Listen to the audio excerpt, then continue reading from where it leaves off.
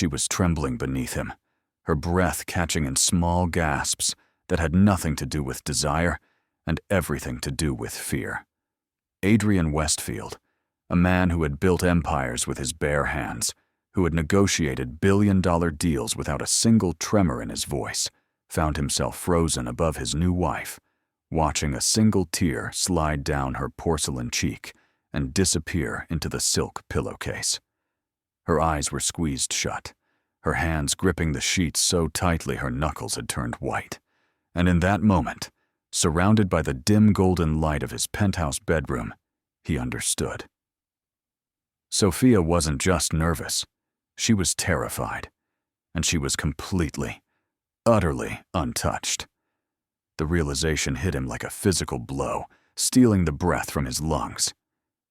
This woman, this beautiful creature who had walked down the aisle toward him just hours ago with her chin held high and her eyes carefully blank, had never known a man's touch, had never surrendered herself to anyone. And here he was, about to claim what he thought was his right as her husband, without understanding the magnitude of what she was offering him. "Sophia," he whispered, his voice rough with an emotion he couldn't name. "Look at me. If you want to discover how a business arrangement became the greatest love story ever told, how a cold marriage contract transformed into something that would shake the very foundations of two broken souls, subscribe to this channel now. Leave a like if you believe that sometimes the most unexpected beginnings lead to the most beautiful endings. And tell me in the comments where you are listening to this story from. Your presence here makes all the difference." 3 months earlier, Sophia Chen had stood in the sterile waiting room of Manhattan General Hospital, staring at medical bills that might as well have been written in her own blood. The numbers blurred together, astronomical figures that represented her mother's only chance at survival. Stage 4, cancer, experimental treatment, not covered by insurance, $250,000. It might as well have been $250 million.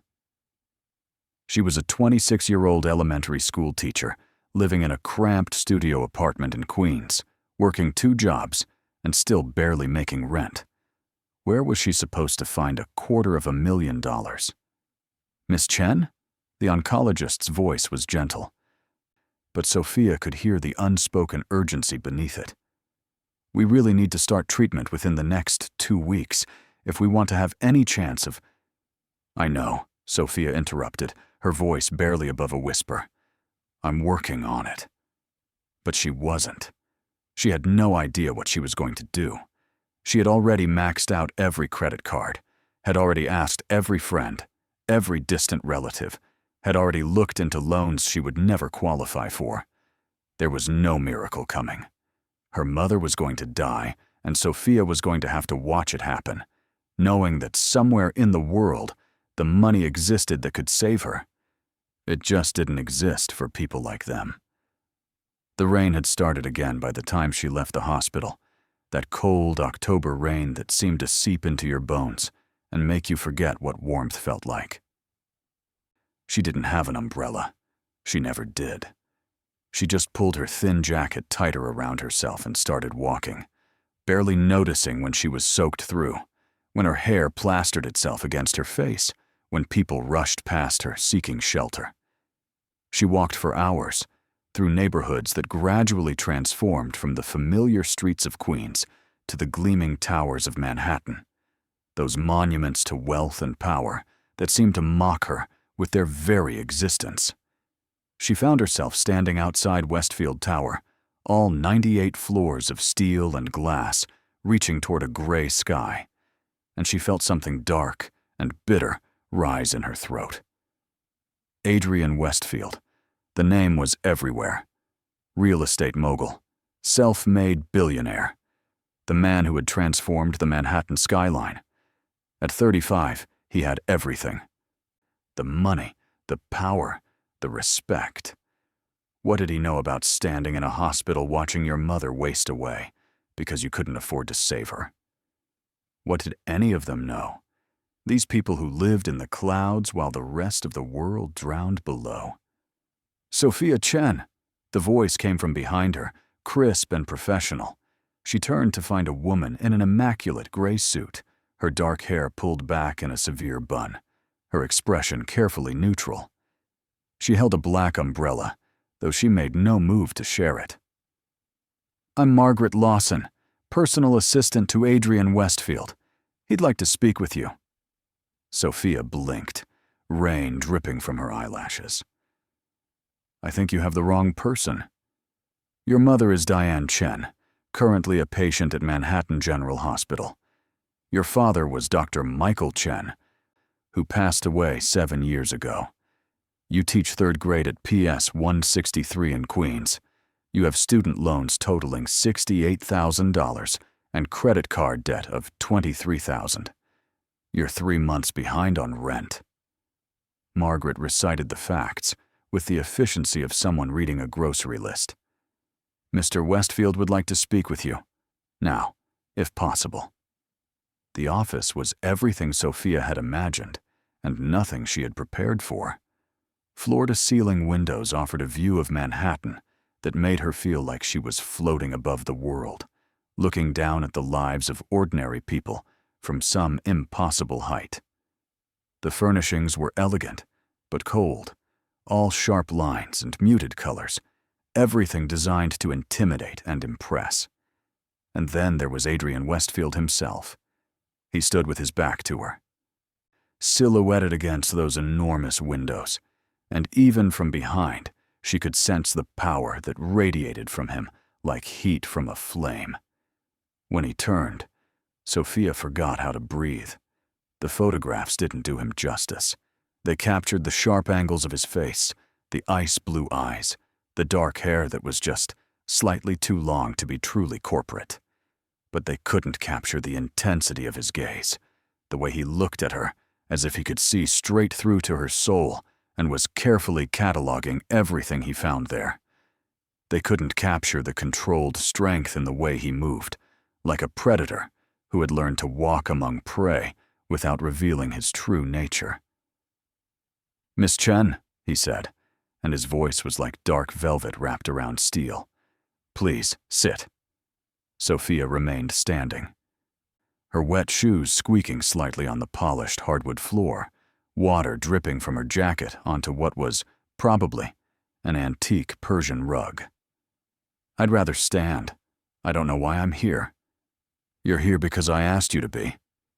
He moved to his desk, a massive thing of dark wood and clean lines, and opened a folder. "Your mother has perhaps 6 months without treatment. With the experimental protocol at Manhattan General, her chances of remission are approximately 65%. The total cost, including all associated care, medication, and follow-up, would be approximately $300,000. Each word was like a knife sliding between Sophia's ribs. "Why are you telling me this?" "Because I'm prepared to pay it. All of it. Today, if necessary." The world seemed to tilt sideways. Sophia gripped the back of the chair she had refused to sit in, her knuckles white. "Why would you do that? You don't know me. You don't know my mother. I knew your father." Adrian's expression didn't change, but something flickered in those cold blue eyes.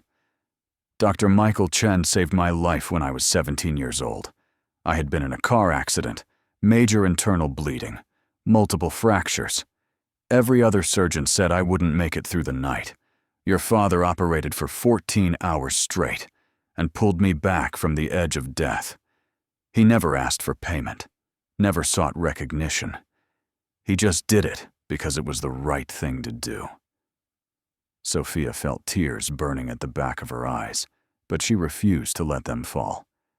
That was his job. He was a doctor. He was more than that. He was a good man in a world that doesn't produce many of them. Adrian closed the folder with a soft snap. "I've spent years trying to find a way to repay that debt. When I learned about your mother's condition, I saw my opportunity. So, this is charity." The word tasted bitter on Sophia's tongue. "I don't want your pity. It's not charity, Miss Chen. It's a business arrangement." He walked around the desk, each step deliberate, until he stood just a few feet from her. Up close, he was even more intimidating, tall and broad-shouldered, radiating a confidence that came from knowing the world would bend to his will. "I'm prepared to pay for your mother's complete treatment, all medical expenses, all medications, all follow-up care for the next 5 years. In addition, I'll clear all of your debts, student loans, credit cards, back rent. Everything. I'll provide you with a living allowance of $10,000 per month for the duration of our arrangement." Arrangement? Sophia's voice came out as barely a whisper. "In exchange, you will marry me and remain my wife for a period of 1 year. At the end of that year, we'll divorce quietly. You'll receive a settlement of $5 million and walk away with your mother healthy and your future secure." The words didn't make sense. They were sounds without meaning, a puzzle Sophia couldn't solve no matter how hard she tried. "You want to marry me? Why?" "I need a wife." Adrian returned to his desk, putting distance between them again, and Sophia had the strange sense that it was deliberate, that he was giving her space to process. "My grandfather's will contains a clause.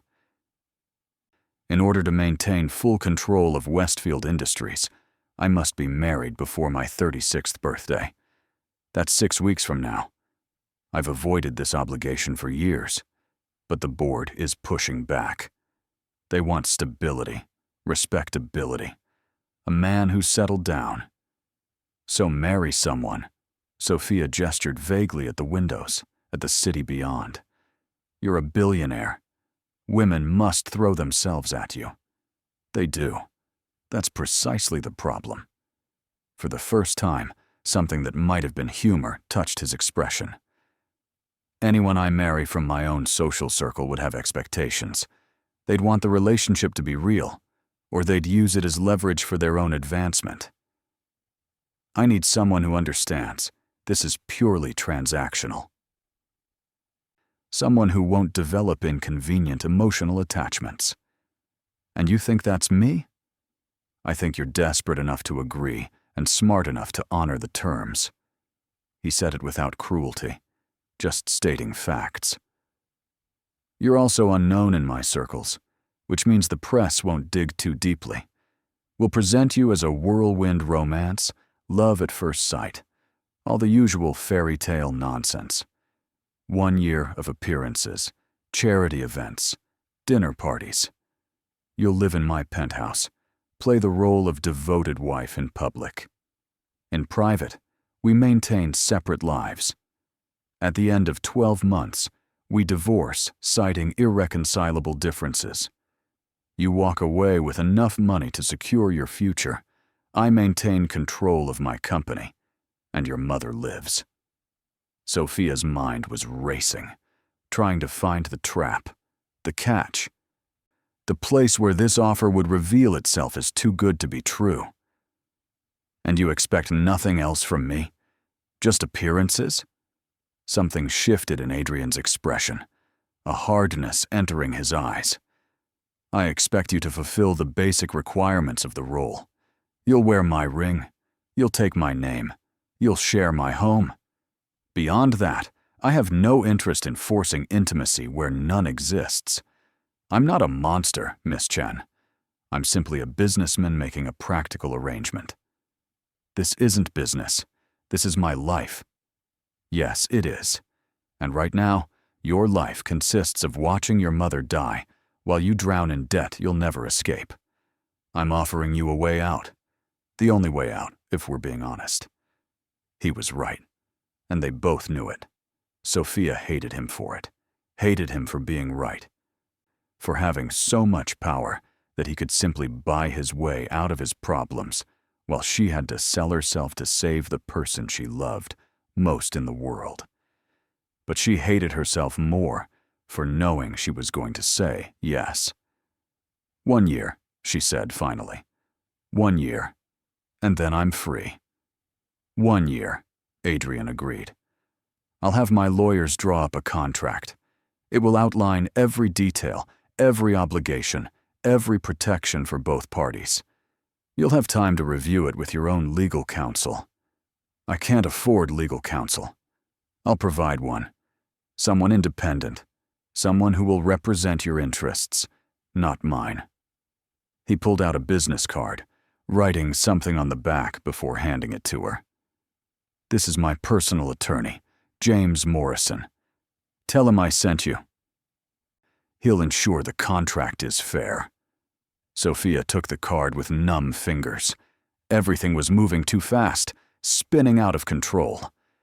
Just this morning, she had woken up in her tiny apartment, her biggest concern whether she could afford both groceries and her electric bill this month. Now she was agreeing to marry a man she'd met 5 minutes ago. When would this happen? As soon as possible. I need to be married before November 15th. That gives us 5 weeks to plan a wedding, create a credible backstory, and convince the world we're madly in love. The way he said it, so clinical and cold, made something ache in Sophia's chest. And after? After the year is up? After. You'll be free to live whatever life you choose. I'll ensure you have the resources to do so comfortably. You could go back to teaching, or pursue something else entirely. The world will be open to you in ways it never has been before. He paused, studying her with those penetrating blue eyes. I know this isn't what you imagined for yourself. I know this isn't the fairy tale young girls dream about. But it is a solution, and sometimes that's all we can hope for. Sophia looked down at her hands, at the water still dripping from her jacket onto his expensive floor. She thought about her mother, about the way illness had stolen the vibrant woman she'd known and left behind someone fragile and fading. She thought about sitting by that hospital bed, holding a hand that grew thinner every day, watching hope die a little more with each passing hour. "I'll do it," she whispered. "I'll marry you." The wedding was arranged with the kind of ruthless efficiency that characterized everything Adrian Westfield did. Within a week, the contract had been signed, reviewed by the attorney he'd provided. A woman named Sarah Chen, no relation, but coincidentally also of Chinese descent, who had gone through every clause with Sophia until her head spun. The contract was ironclad and surprisingly fair. Sophia would receive the medical care for her mother immediately, not contingent on the marriage itself. Her debts would be cleared within 48 hours. The monthly allowance would begin as soon as they were legally wed. And at the end of 12 months, provided she had fulfilled her obligations as his wife in public settings, she would receive the $5 million settlement. No questions asked. There were clauses about confidentiality, about maintaining the illusion of marital harmony in public, about division of assets should the marriage somehow extend beyond the agreed-upon year. There was even a clause about children, specifically stating that there was no expectation or obligation for any, and that appropriate measures would be taken to prevent such complications. Reading that clause, Sophia had felt her cheeks burn. But Adrian had been right about one thing. He was treating this as a business arrangement, not a real marriage. The wedding itself was small by billionaire standards, just 80 guests in an intimate ceremony at a historic estate in Westchester. Adrian's people had created an entire backstory. They had met at a charity gala 3 months ago, Sophia attending as a +1 for a friend who worked in fundraising. Their eyes had met across the room, and it had been instant, overwhelming, undeniable. He had pursued her relentlessly. She had initially resisted the intensity of his attention, but eventually his persistence and the genuine connection they shared had won her over. It was all lies, of course. They had met exactly once before the wedding, when Adrian had taken her to dinner at an exclusive restaurant to discuss the arrangements and make sure they had their story straight. He had been polite, distant, treating her with the same cool courtesy he might show a business associate.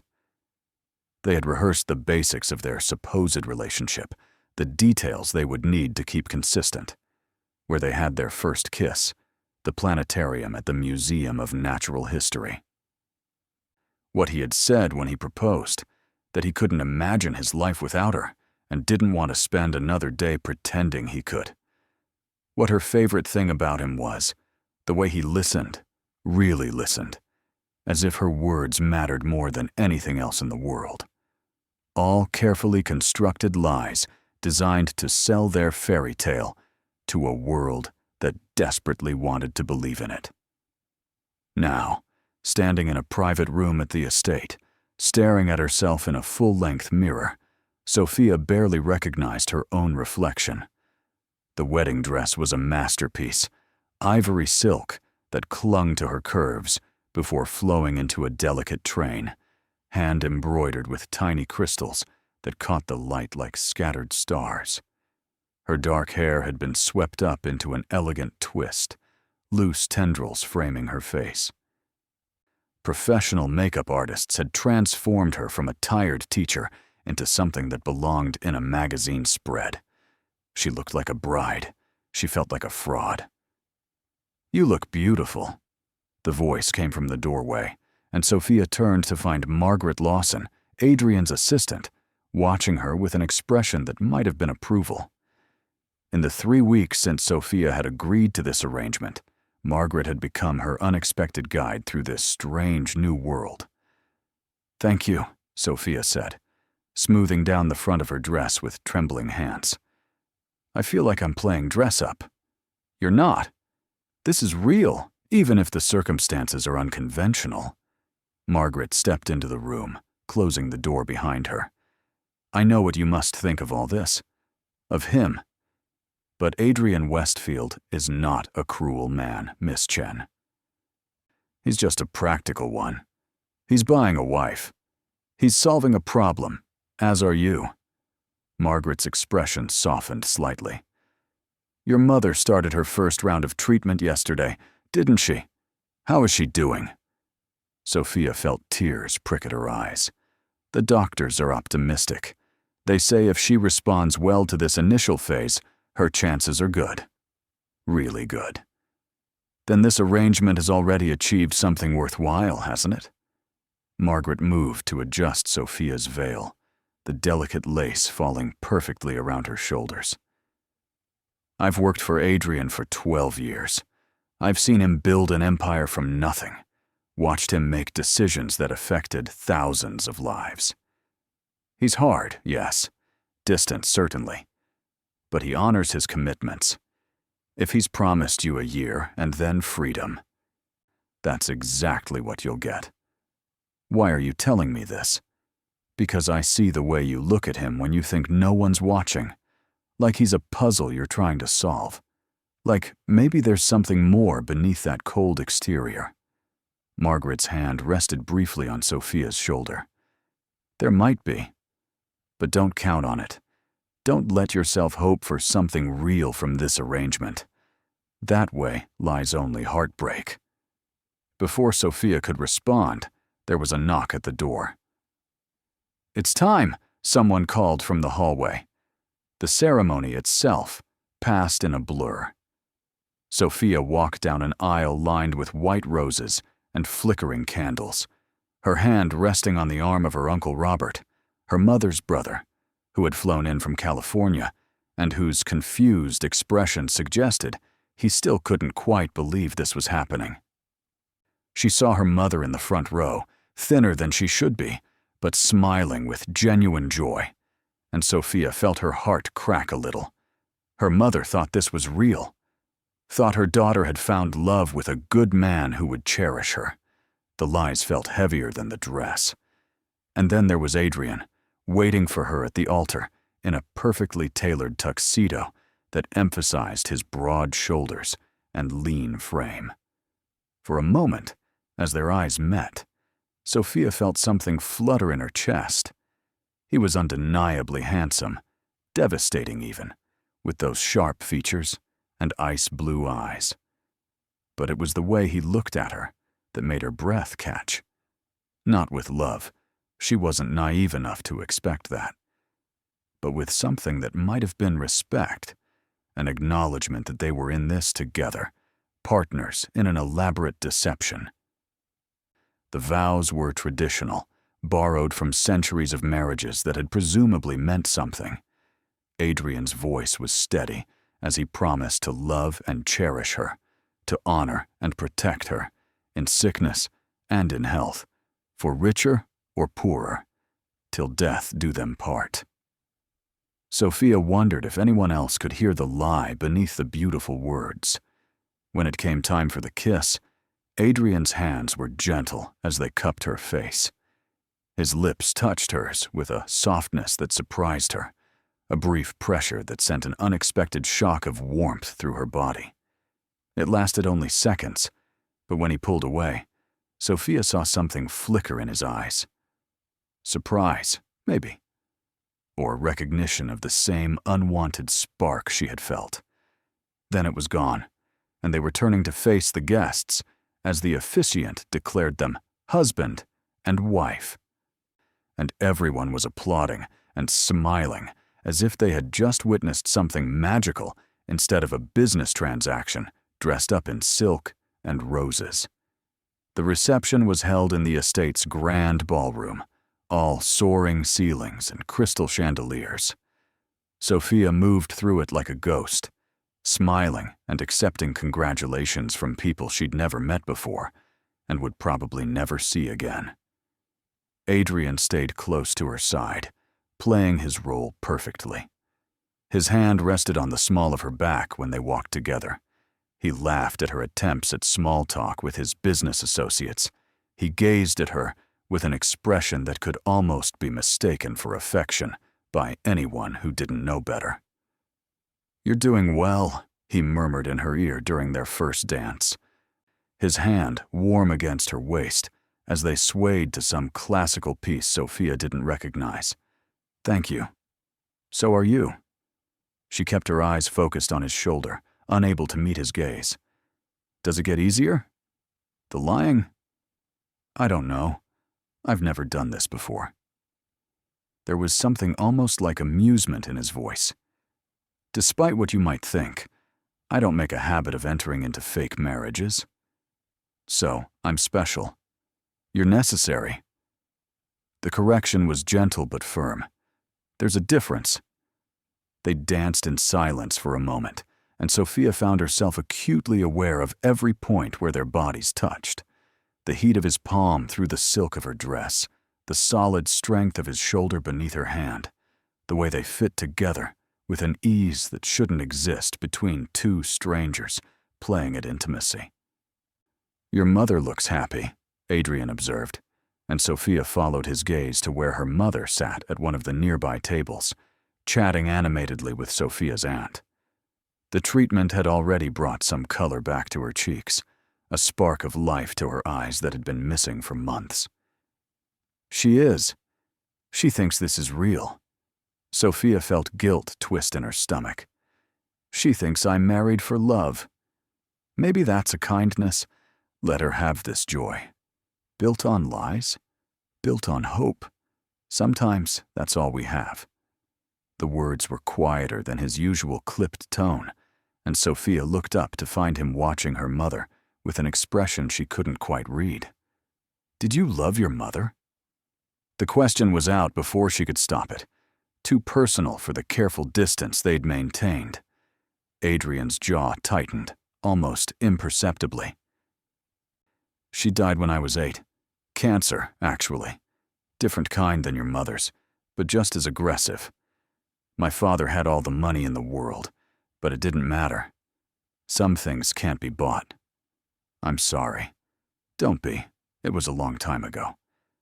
But the way he said it, carefully controlled, suggested the wound was still there beneath the scar tissue. "Is that why you agreed to help? Because of your mother?" "I agreed to help because I owed your father a debt. The reasons behind my personal motivations are irrelevant." The walls had gone back up. That brief moment of vulnerability shuddered behind the cold mask he wore so easily. The evening wore on, course after course of exquisite food that Sophia could barely taste. Toast after toast, celebrating a love that didn't exist.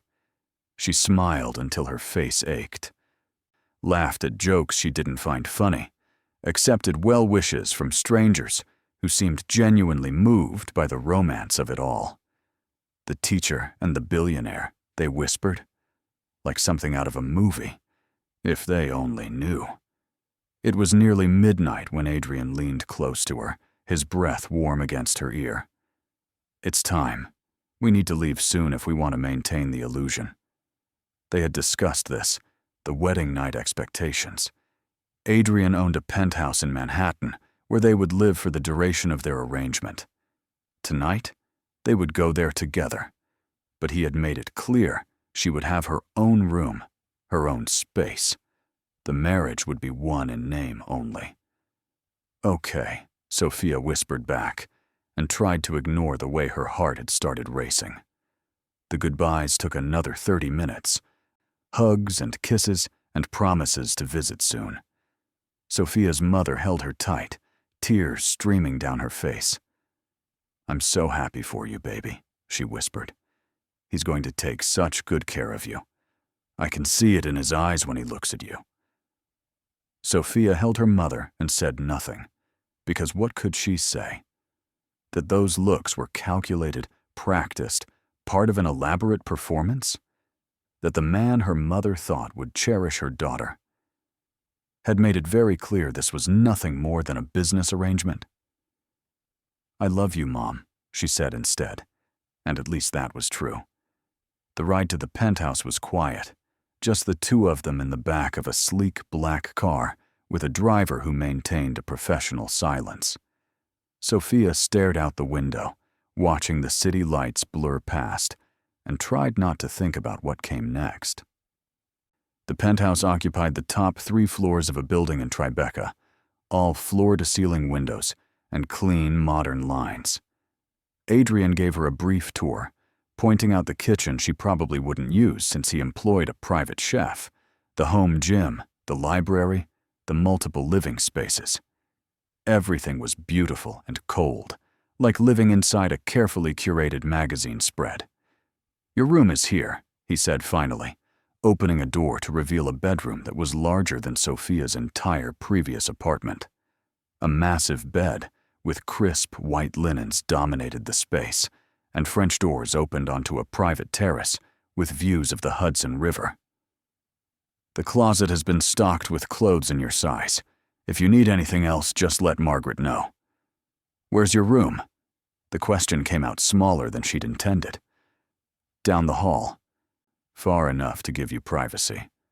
He paused in the doorway, his expression carefully neutral. "I know this is all overwhelming. Take some time to settle in. There's no expectation that we spend time together when we're here. This is your home now, for the next year. Try to be comfortable." He started to leave, but Sophia found herself calling out, "Adrian?" He turned back, one eyebrow raised in question. "Thank you. For my mother. Whatever else this is, whatever else happens, thank you for saving her life." Something shifted in his expression, softening just slightly around the edges. "Get some rest, Sophia. Tomorrow, we start our new life." Then he was gone, and Sophia was alone in her beautiful prison of a bedroom, still wearing her wedding dress. Married to a man who looked at her like a problem he'd successfully solved rather than a wife he'd chosen to love. She should have felt relieved. He had kept his promise, maintained his distance, given her the space he'd said he would. Instead, she felt strangely hollow, as if some part of her had hoped for something different, even though she knew better. The next 6 weeks fell into an unexpected rhythm. During the day, Sophia had the penthouse mostly to herself. Adrian left early for his office, often before she woke up, and returned late, usually after she'd already retreated to her room. They were like ghosts haunting the same space, aware of each other, but rarely intersecting. But the evenings brought their public performances. Charity galas where Adrian's hand rested possessively on her waist while he introduced her to Manhattan's elite. Business dinners, where Sophia learned to navigate conversations about art and politics, and investments she barely understood. Gallery openings and theater premieres and exclusive restaurant reservations, always photographed, always watched, always performing their carefully choreographed dance of marital bliss. Sophia discovered she was better at the role than she'd expected. Maybe it was her years of standing in front of classrooms, learning to project confidence she didn't always feel. Or maybe it was the stakes, knowing that every smile, every affectionate glance, every seemingly natural touch was protecting her mother's chance at life.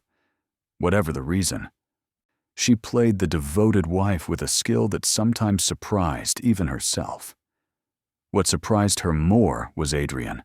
In public, he was attentive without being overbearing, protective without being possessive. His hand would find the small of her back in crowded rooms, guiding her through throngs of people.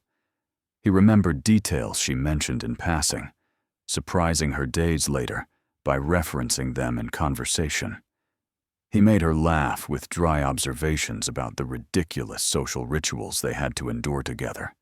His wit sharp enough to cut, but never cruel. In private, he remained distant, but not unkind. They began having breakfast together, a habit that started accidentally when Sophia came down early one morning and found him at the kitchen island with his coffee and newspaper. She'd almost turned around and gone back upstairs, but he'd looked up and gestured to the empty seat beside him without a word. The next morning, she'd come down at the same time. And the next. They didn't talk much during these breakfasts.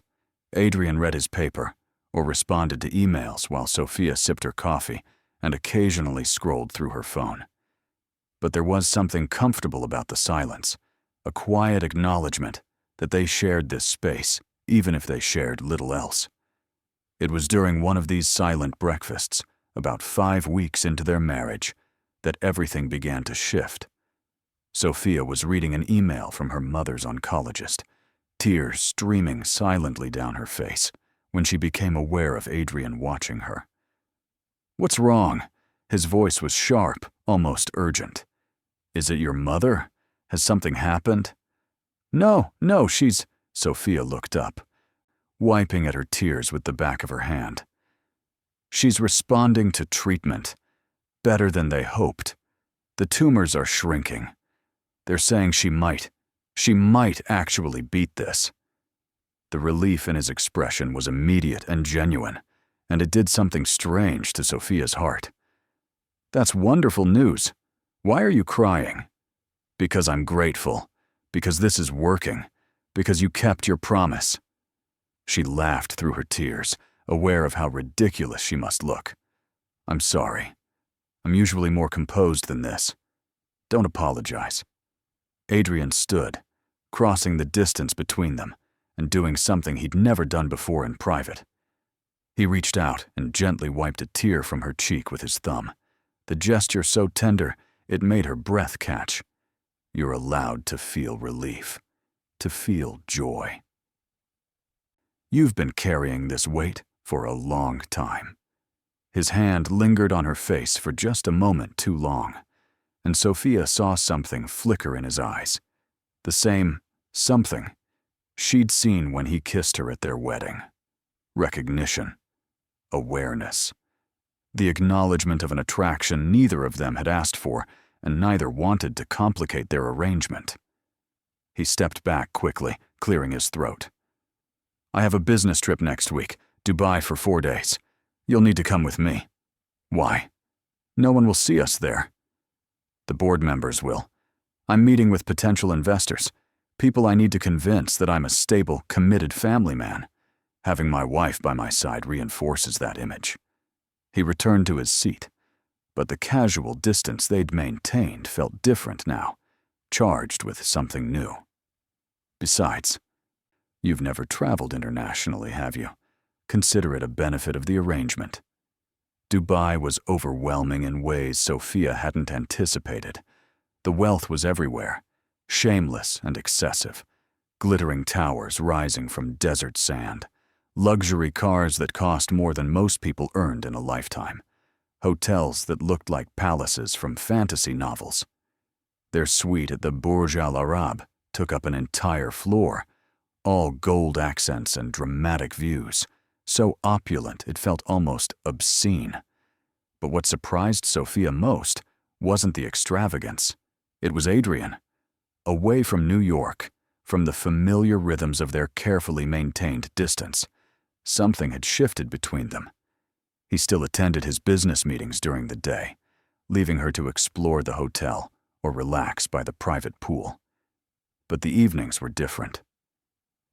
He insisted they have dinner together, not at crowded restaurants filled with business associates, but in quiet corners of the hotel or on their private terrace overlooking the Persian Gulf. They talked, really talked, for the first time since this arrangement began. He told her about building his company from nothing, about the risks he'd taken and the failures he'd survived. She told him about her students, about the small victories of helping a struggling child finally understand a difficult concept, about the letters from former students who were now in college, achieving dreams their younger selves hadn't thought possible. "You really love it, don't you?" Adrian said one evening, watching her face light up as she described one of her third graders finally reading independently after months of struggle. "Teaching. It's not just a job to you. It's everything," Sophia said simply. Or it was, before all this. She gestured vaguely at their surroundings. "Now, I don't know what it is anymore. You'll go back to it. After our year is up, you can return to teaching if you want. Or you could open your own school. With the settlement, you'll have options." The reminder of their arrangement's expiration date felt like cold water, pulling Sophia out of the warm intimacy that had been building. "Right. The year. I almost forgot. Did you?" His gaze was intense, searching her face. "I haven't." That night, returning from a business dinner where Sophia had charmed a group of conservative investors with her genuine warmth and intelligent questions about their families, Adrian caught her hand as they entered their suite. "You were remarkable tonight," he said, his thumb unconsciously stroking across her knuckles. "The way you connected with Hassan's wife, asking about her charity work. That wasn't performance. That was real. She was interesting. Why wouldn't I want to know more about her?" Sophia tried to ignore the way her skin tingled where he touched her. "Because most people in your position would see her as beneath their notice. She's not wealthy in her own right, not powerful. Just the wife of a powerful man." He smiled slightly. "You see people as people. It's rare in my world. Maybe you need a better world. Maybe I do." His expression grew serious, and he stepped closer, still holding her hand. "Sophia, I need to tell you something. This arrangement, it was supposed to be simple. 12 months, a solution to both our problems. But somewhere along the way, it stopped being simple." Sophia's heart was thundering in her chest. "Adrian, we agreed. I know what we agreed. I know what this is supposed to be." His free hand came up to cup her face, the gesture becoming familiar despite its rarity. "But I can't keep pretending I don't feel something when I look at you. That I don't think about you when we're apart. That I don't want—" He stopped himself, jaw clenching. "This isn't fair to you. You entered this arrangement in good faith, expecting certain boundaries. I have no right to change them."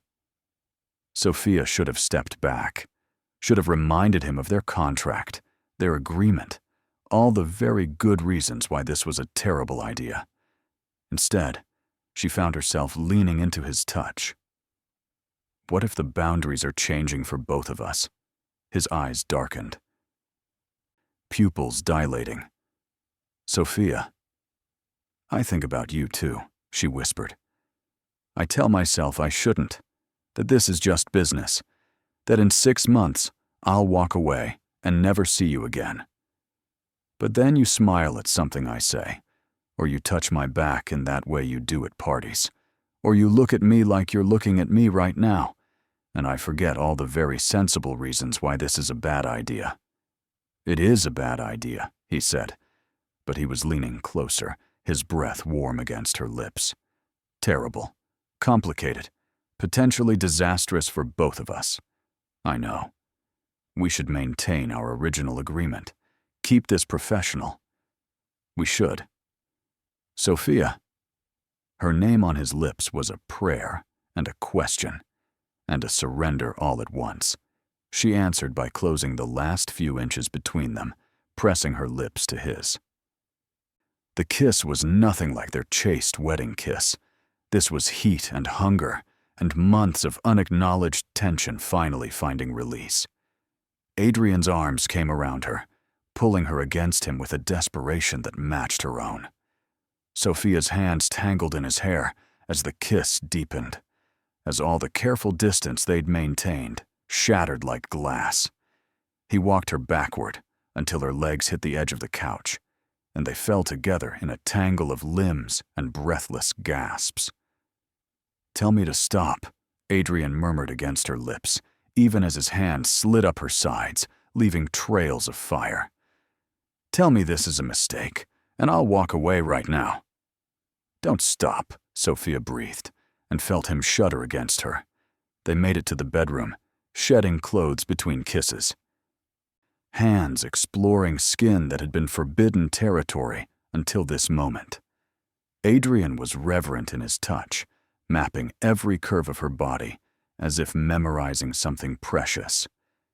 When he laid her on the bed, his eyes roamed over her with an intensity that should have made her self-conscious, but instead made her feel beautiful, desired, seen in a way she'd never experienced before. "You're trembling," he whispered, brushing a strand of hair from her face. "Are you scared?" Sophia nodded, unable to lie. I haven't." Understanding dawned in his eyes, followed immediately by something that looked like panic. "Sophia, are you telling me you're a virgin?" She felt heat flood her cheeks. "Is that a problem?" "A problem, He sat up abruptly, running his hands through his already disheveled hair. "Why didn't you tell me? When exactly should I have mentioned it? During contract negotiations?" Sophia pulled the sheet up to cover herself, suddenly feeling exposed. "It's not something that usually comes up in business arrangements. This stopped being just a business arrangement the moment I kissed you." Adrian stood, pacing beside the bed like a caged animal. "God, Sophia, if I had known, I would never have let things get this far." "Let things? I'm not a child, Adrian. I made my own choice. A choice you'll regret." His voice was rough. "Your first time shouldn't be like this, with someone who's essentially paying you to be here. You deserve better. You deserve romance and love, and someone who can promise you forever, not a man who's scheduled your exit date in his calendar." The words stung more than they should have. "You think I don't know that? You think I haven't spent every day of the last 6 weeks reminding myself that this is temporary? That I'm here because you needed a wife and I needed money?" She stood, wrapping the sheet around herself like armor. "But the fact remains that I want this. I want you. And maybe it's stupid, and maybe I'll regret it tomorrow. But right now, in this moment, I want to stop thinking about contracts and obligations and just feel something real." Adrian looked at her for a long moment, something raw and vulnerable in his expression. "You'll hate me for this. Maybe. But I'll hate myself more if I let fear keep me from taking what I want." She crossed to him, the sheet trailing behind her. "I'm not asking for promises. I'm not asking for forever. I'm just asking for tonight. Can you give me that?" His resistance crumbled. She saw it happen, saw the moment he stopped fighting what had been building between them. He pulled her to him, kissing her with a tenderness that made her throat tight. I can give you tonight, he whispered against her lips. And I can promise you this. I'll make it everything you deserve, even if I can't give you everything else. He carried her back to the bed, and this time, when he laid her down, there was no more hesitation. His hands and lips explored every inch of her skin with aching gentleness, building pleasure so slowly she thought she might shatter from anticipation. When he finally settled between her thighs, his eyes locked with hers, he paused. If this is too much, if you want to stop, just tell me. There's no shame in changing your mind. I won't change my mind. But she was trembling again, nervous energy mixing with desire. Will it hurt? Probably, at first. I'll try to be gentle, but... He kissed her forehead, her eyelids, her lips. Tell me if I need to stop. He entered her slowly, so slowly, watching her face for any sign of pain. Sophia bit her lip against the burning pressure, the unfamiliar sensation of being filled, stretched, claimed in a way she'd never experienced. A small sound escaped her throat, and Adrian froze. Sophia. Don't stop, she whispered, wrapping her legs around his hips, urging him deeper despite the discomfort. Please don't stop. He moved with exquisite care, giving her time to adjust, whispering endearments against her skin. The pain gradually faded, replaced by something else. Pleasure that built with each careful thrust until Sophia was clinging to him, gasping his name, lost in sensations she'd never imagined. They moved together through the night, Adrian showing her with his body what he couldn't say with words. Each touch was reverent, each kiss a confession, each moment of connection breaking down the walls they'd both worked so hard to maintain. When Sophia woke, golden sunlight was streaming through the floor-to-ceiling windows, painting the opulent bedroom in shades of amber and rose. Her body ached in unfamiliar ways, a pleasant soreness that made her acutely aware of everything that had happened. She turned her head to find Adrian already awake, propped up on one elbow, watching her with an expression she couldn't quite read. "Hi," she whispered, suddenly shy despite everything they'd shared. "Hi yourself." His hand came up to trace the line of her jaw, the gesture tender in a way that made her heart ache. "How do you feel?" "Sore, happy, confused." She laughed softly. "Definitely confused. That makes two of us." He leaned down to kiss her forehead, her nose, finally her lips. "I didn't plan for this to happen. I know. It changes things. I know that too." Sophia sat up, pulling the sheet with her, and Adrian's eyes caught on something that made his expression darken. She followed his gaze to see a small blood stain on the white silk sheets, undeniable evidence of what had transpired. "Oh God," she said, embarrassment flooding through her. "I'm sorry, Don't." Adrian's hand caught hers. "Don't apologize." But he was staring at that stain with an intensity that seemed disproportionate, his jaw clenched. Something working behind his eyes. "Adrian." He pulled back the sheet, looking at the evidence of her lost innocence, and something seemed to break inside him. When he looked back at her, his eyes were bright with unshed tears. "You trusted me with this, with something you can never get back, and I took it, knowing I had already scheduled when I would walk away from you. We both knew the terms. The terms don't matter anymore." His voice was rough, almost angry, but Sophia could tell the anger was directed at himself. "I can't do this. I can't keep pretending this is just business, when last night meant everything to me." Sophia's breath caught. "What are you saying?" "I'm saying I'm in love with you." The words came out harsh, like a confession torn from somewhere deep. "I think I started falling the moment you walked into that cafe on our wedding day, looking so terrified and brave. I've been fighting it for weeks, telling myself it was just attraction, just proximity, anything but what it actually is. But I can't lie to myself anymore. I love you, Sophia, and that changes everything. She should have felt joy, relief, happiness at hearing the words every woman supposedly wants to hear. Instead, she felt fear clawing at her throat. Don't say that. We had an agreement. 1 year, and then what? We walk away from each other and pretend these months never happened.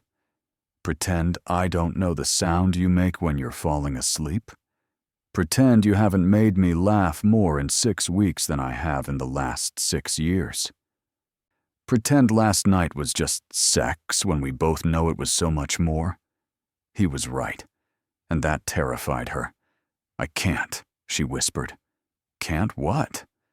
Can't let myself believe this is real. We're living in a fantasy, Adrian. A penthouse in Manhattan, private jets to Dubai, charity galas, and designer dresses. None of this is my real life. In 6 months, I'm supposed to go back to teaching 3rd graders in Queens. How exactly does that work if we're in love? Why does it have to work any particular way? We make our own terms. Because you're a billionaire and I'm a nobody. Because people will always say, I married you for money. And maybe they're right. Because your world and mine don't align, and eventually, you'll resent me for not fitting in. All her fears were spilling out, ugly and honest. Because I'm scared that if I let myself love you, really love you, it will destroy me when this ends. What if it doesn't have to end? Adrian caught her face between his hands, forcing her to look at him. What if we tear up the contract and start over? What if instead of a year, we try for forever? You don't mean that. You're caught up in the moment, in what happened between us, but I've never been more clear-headed in my life. His thumb stroked across her cheekbones. I love you, Sophia Chen. Not because you're convenient, or because our arrangement requires it, but because you're brilliant and compassionate, and you make me want to be better than I am. Stay with me. Not because of a contract or your mother's medical bills or any practical reason. Stay with me because you want to. Because maybe, possibly, you might love me too. The tears came then, hot and fast, streaming down Sophia's face as months of carefully controlled emotion finally broke free. I do love you, she sobbed. That's the problem.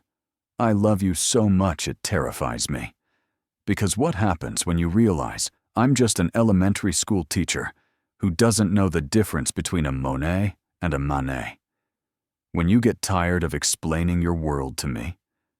When you want someone who actually belongs in your life instead of someone playing dress-up?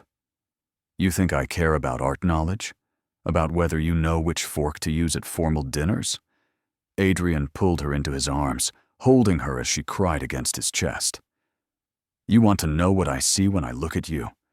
I see the woman who visits her mother every single day without fail, even when she's exhausted from playing a role that shouldn't be hers to play. I see someone who remembers the names of waiters and doormen, who asks my driver about his daughter's college applications, who treats everyone with the same kindness, regardless of their bank account. I see the person who makes me laugh when I'm taking myself too seriously, who challenges my assumptions about the world, who makes me want to be more than just a man who builds towers and accumulates wealth. He pulled back enough to look at her, his own eyes bright with emotion.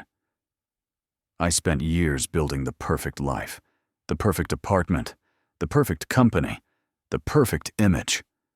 And I was miserable. Then you crashed into everything with your cheap coffee, and your medical textbooks, and your genuine heart, and you showed me what I'd been missing. Human connection, real intimacy, love that doesn't come with conditions or contracts. This is crazy, Sophia whispered, but she was clinging to him like he was the only solid thing in a shifting world. We barely know each other. Then let's fix that. Let's take the time we have left and use it to actually build something real instead of just maintaining appearances. And when the year is up, we decide together what comes next. No predetermined exit date, no contract dictating our future, just two people who get to choose each other. Sophia pulled back to look at him, searching his face for any sign of doubt or hesitation. She found only certainty. What about your board? The whole reason for this arrangement was to satisfy your grandfather's will. I'll handle the board, and maybe we don't divorce after a year. Maybe we just stay married. Not because we have to, but because we want to. He smiled, and it transformed his entire face, making him look younger, freer. Novel concept, I know. Staying married for love. Your world is going to eat me alive. My world is full of sharks and social climbers, and people who measure worth in zeros on a bank statement. You're right that they'll judge you, whisper about you, try to tear you down because they can't understand someone who doesn't want something from me beyond my company. His hand found hers, intertwining their fingers. But I'll be right there beside you. And Sophia, you're stronger than you think. You've already survived their scrutiny for 6 weeks. You've charmed people I've known for years who don't charm easily. You belong in any room you choose to enter, not because of who you're married to, but because of who you are. They stayed in Dubai for 2 more days, but everything had changed.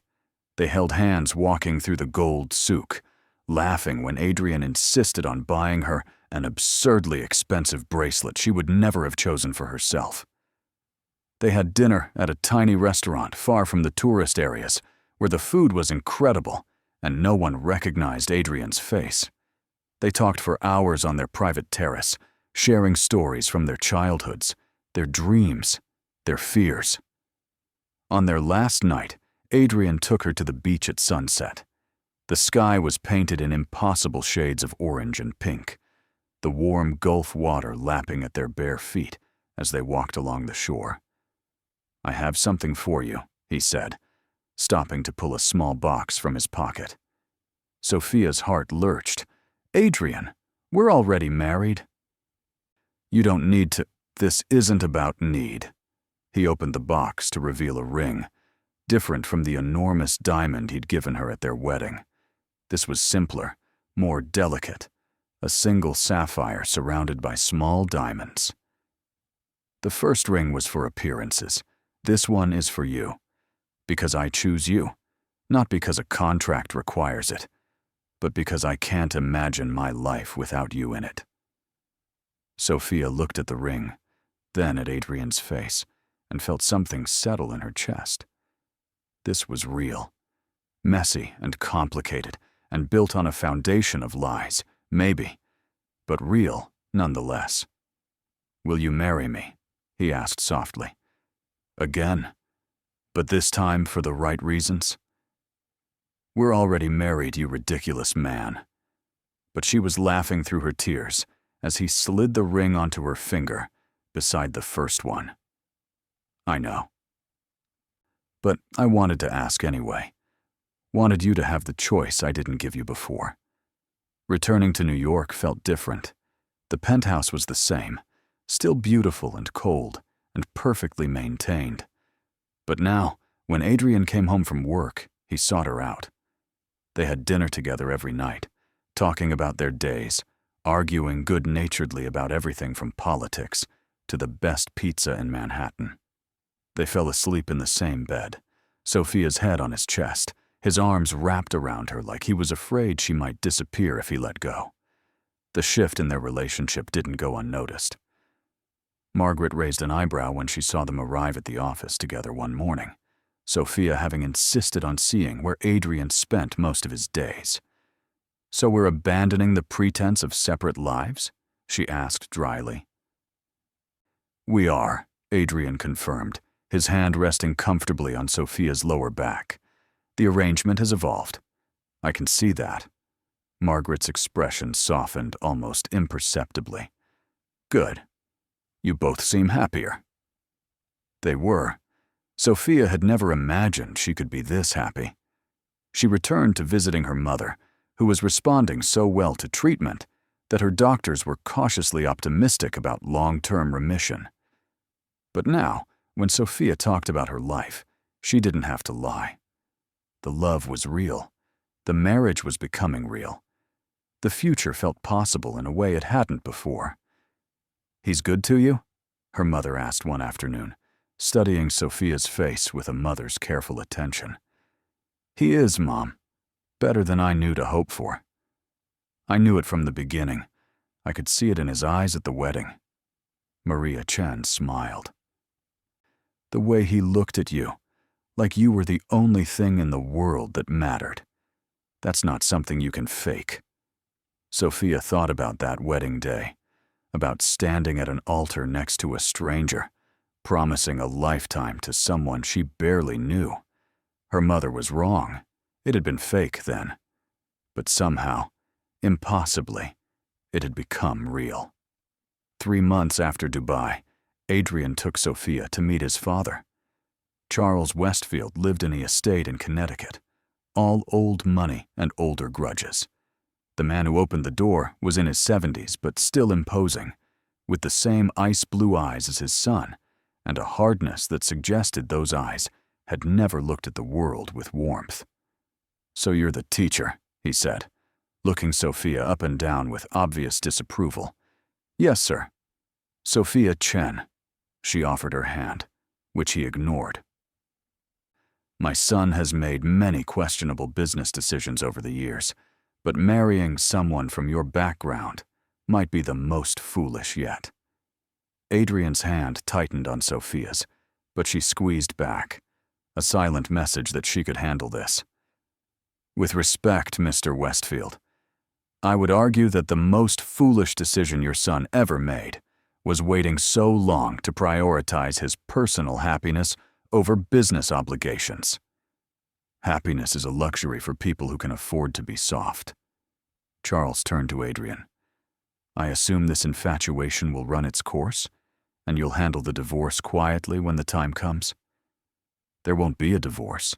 Adrian's voice was hard as steel. "I love Sophia. I'm going to spend the rest of my life with her, with or without your approval. I came here as a courtesy to introduce you to my wife. If you can't treat her with basic respect, we'll leave right now, and you won't see either of us again." For a long moment, father and son stared at each other in a battle of wills that probably had roots going back decades.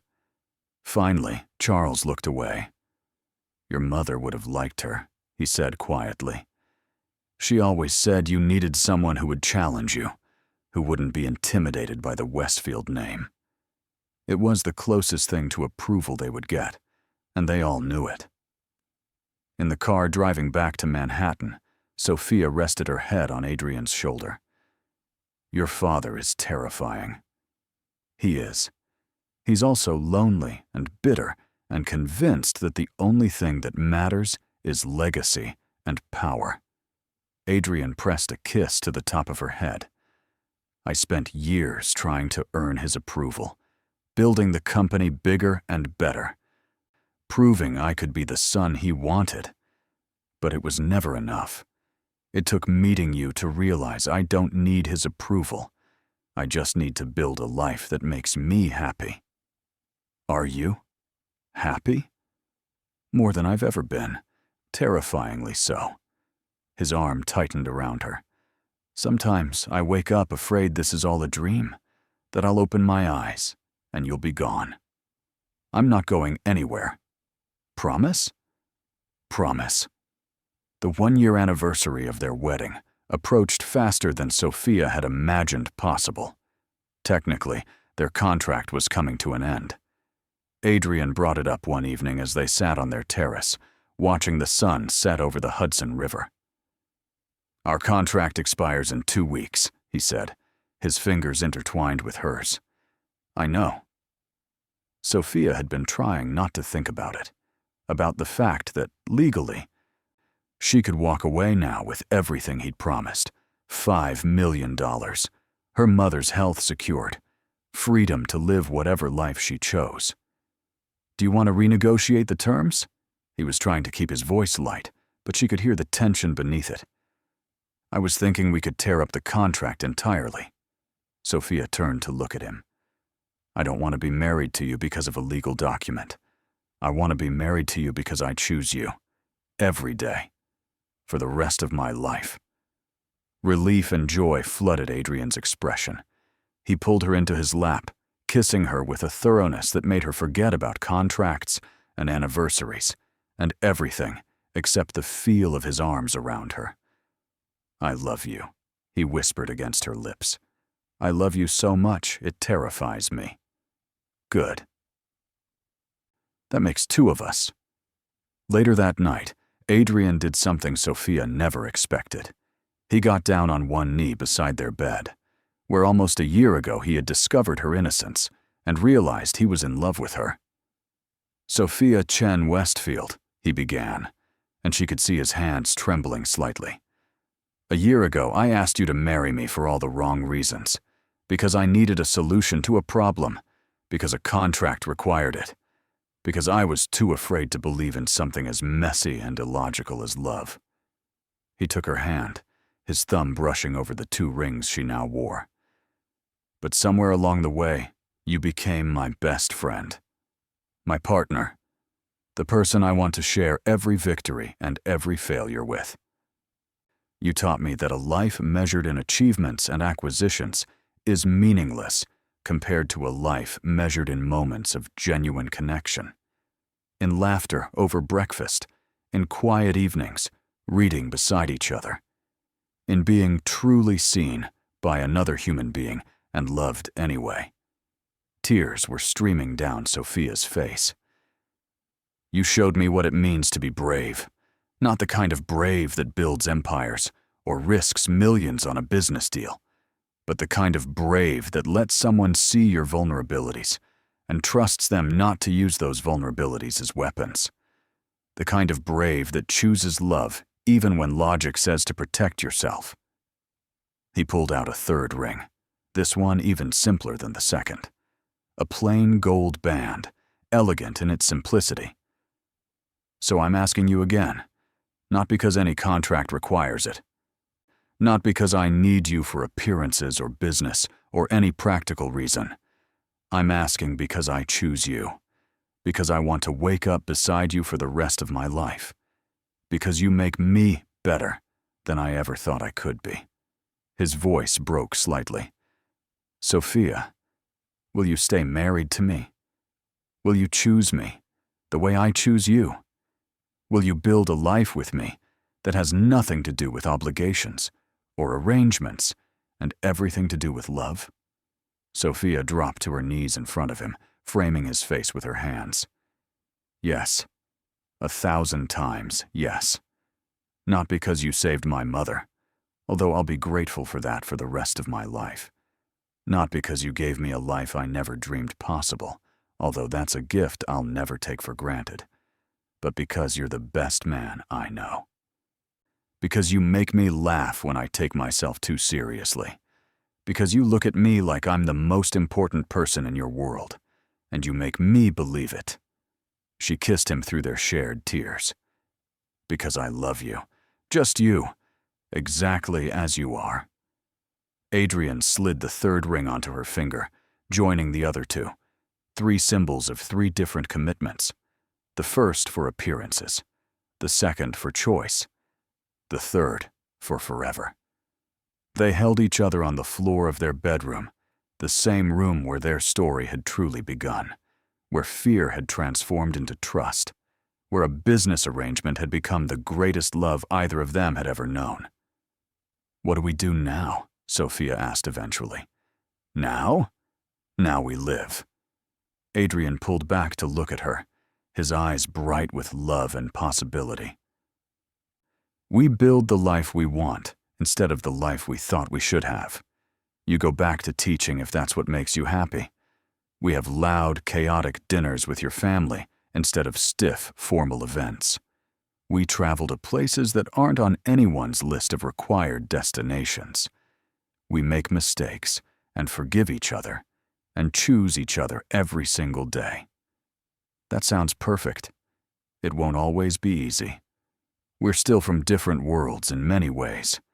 There will be days when you're frustrated with my workaholic tendencies, and days when I don't understand why you care so much about people who can't do anything for you in return." He smiled. "But I think that's okay.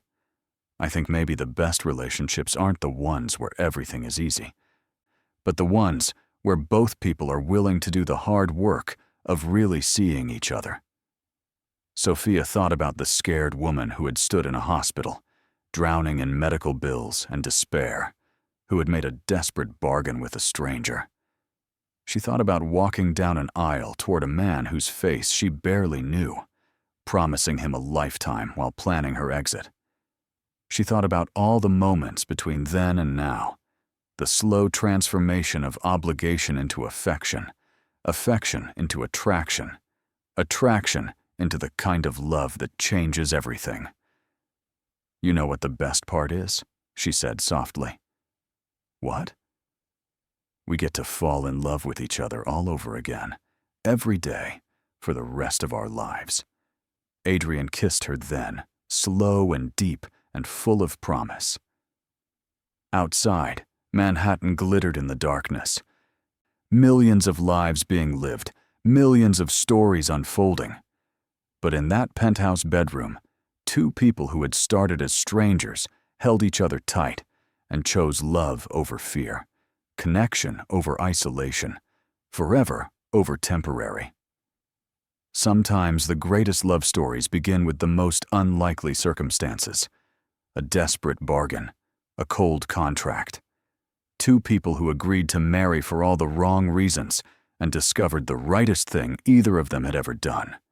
In the end, it wasn't the money that saved them. It wasn't the arrangement that gave their lives meaning. It was the choice they made, every single day, to show up for each other with honesty and vulnerability and grace. To love not because they had to, but because they wanted to. And maybe that's what true love really is, not a feeling that overcomes us, but a choice we make. Again and again, in the small moments and the significant ones, when it's easy and when it's hard, when logic says to protect ourselves and the heart says to risk everything. If this story touched your heart, if it reminded you that love can bloom in the most unexpected places, that second chances exist, and that choosing vulnerability over self-protection is the bravest thing we can do, then I invite you to subscribe to this channel. Leave your like to help others find this story.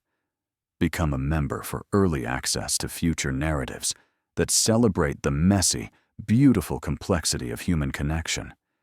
And if this story truly moved you, if it made you believe in love again, or reminded you of your own journey from fear to trust, click the Super Thanks button. Your support allows us to keep creating these stories.